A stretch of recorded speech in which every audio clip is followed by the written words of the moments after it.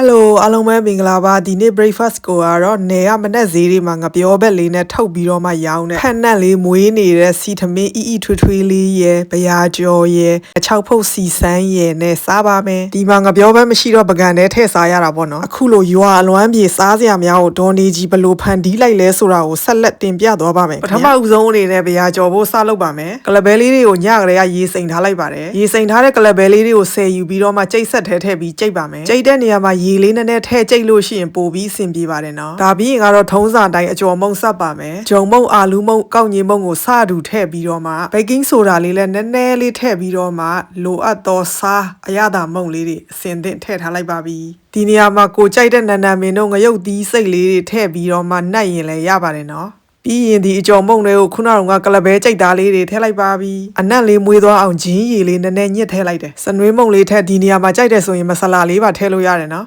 မင်ကတော့မဆလာမကြိုက်လို့မထည့်ပါဘူးကဲဒါပြင်အဖုံးလေးဖုံးပြီး15မိနစ်လောက်နှက်ထားလိုက်ကဲဒါပြီးရင်ကတော့ CO လေးတည်ပြီးမီးအေးလေးနဲ့စပြီးကြော်လိုက်ပါတယ်စနွေးမုံထည့်ထားတာမို့လို့ချက်ချင်းဝါတက်လာတယ်ပေါ့နော်မိတ်ဆွေများခင်ဗျာဒီခံခွင်လို့ကြပါအမှန်စနွေးမထည့်လဲရတယ်ကလဘဲရဲ့ original အယောင်နဲ့တင်ကိုဝါနေဒါပေမဲ့လည်းမီးအေးလေးနဲ့ကြော်တဲ့အတွက်ကြောင့်မို့လို့မီးမတူးသွားပါဘူးတေချာလေးကယူဆိုင်ပြီးစောင့်ကြည့်ပြီးတော့မှဟိုဘက်ဒီဘက်အမြဲတမ်းလန်ပေးရပါမယ်ကြော်ရင်းနဲ့သတိထားမိလာတာကဘရာကြော်ဆိုရင်အကျော်မုံဆက်တဲ့အခါဂျုံမုံကိုနည်းနည်းလေးပဲထည့်ရင်ရပါပြီဘာဖြစ်လို့လဲဆိုတော့ကလဘဲကိုနိုင်ကိုမှအစီးဓာတ်ရှိလို့ပါဆိုတော့ကပဲရဲ့အရသာပို့ပြီးပေါ်လွင်ခြင်းနဲ့ဆိုရင်ကတော့ဂျုံမုံကိုနည်းနည်းလေးပဲထည့်လိုက်ပါနော်ကဲဒါကတော့ကြော်ရင်းနဲ့ research လုပ်တာပေါ့နော်ဒါပေမဲ့အခုလိုအနေထားလေးလဲအရန်ကောင်းပါတယ်အကျော်လေးတွေကကျွတ်ရွတ်လေးနဲ့ရတာကိုရှိနေရပဲဒီမှာကတော့လမ်းထိပ်မှာဗျာကြော်မရဘူးပေါ့နော်တခါတလေလဲစဉ်းစားပြီးတယ်အဖြူကောင်လေးလမ်းထိပ်မှာကလားဗျာကြော်လိုမျိုးလေးရောင်းရင်တိတ်ကောင်းမှာပဲဆိုပြီးတော့ကဲအကျော်ကြော်ပြီးပြီဆိုတော့စီသမင်းချက်ပါမယ်ဒေါ်နေကြီးတို့ဘလောက်တောင် pro ကြနေပြီလဲဆိုလို့ရှိရင်သမင်းကို rice cooker နဲ့မချက်ဖဲဒီကအဖြူကောင်လေးလိုမျိုးပန်နဲ့ပဲချက်ပါမယ်ဒီမှာကောက်ညင်းအဖြူချက်ရင်ရေလေးနည်းနည်းလေးပဲထည့်ချက်ရပါတယ်ဒီများရင်ကတော့ EB စံပြုတ်လိုဖြစ်သွားတတ်ပါတယ်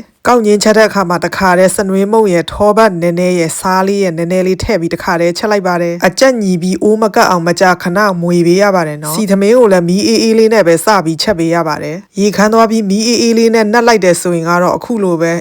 ထွေးထွေးစီသမင်းလေးရရှိသွားပါပြီစီသမင်းလေးနဲ့အင်မတန်မှလိုက်ဖက်တဲ့ငရမ်းချောက်ဖုတ်ကလေးရဲ့ဆက်သားချောက်ဖုတ်ကလေးရဲ့ကိုစီဆန်းပြီး microwave နဲ့ဖုတ်လိုက်ပါဒီလိုဖုတ်ခြင်းအပြင်က6ရဲ့အသားလေးတွေကစီလေးနဲ့ပြီးမွမွလေးဖြစ်သွားပါတယ်ကဲကော်ဖီလေးဖြော်ပြီးပြီဆိုရင်ကတော့ဒါကျမတို့ရဲ့နေအလွမ်းပြေစီသမင်းလေးရဲ့ဗျာကြော်လေးရဲ့ငချောက်ဖုတ်လေးရဲ့စားဖို့အစင်သင့်ဖြစ်ပါပြီစီသမင်းကိုလည်းနန်းလေးဖြူကြက်သွန်ကြော်လေးဖြူပြီးစားအရန်စားကောင်းတော့ဗျာကြော်လေးနဲ့ကလည်းလိုက်မလိုက်ဒီနေရာမှာမိတ်ဆွေများကိုပြောချင်တာကတော့စီသမင်းချက်တဲ့အခါမှာ rice cooker တွေကိုထည့်ပြီးတခါတည်းထည့်ချက်လို့ရပါတယ်နော်ကျမအခုလိုချက်ရတာကတော့ကျမရဲ့ rice cooker ကပြတ်သွားလို့ပါအားလုံးကိုကျေးဇူးပါနော်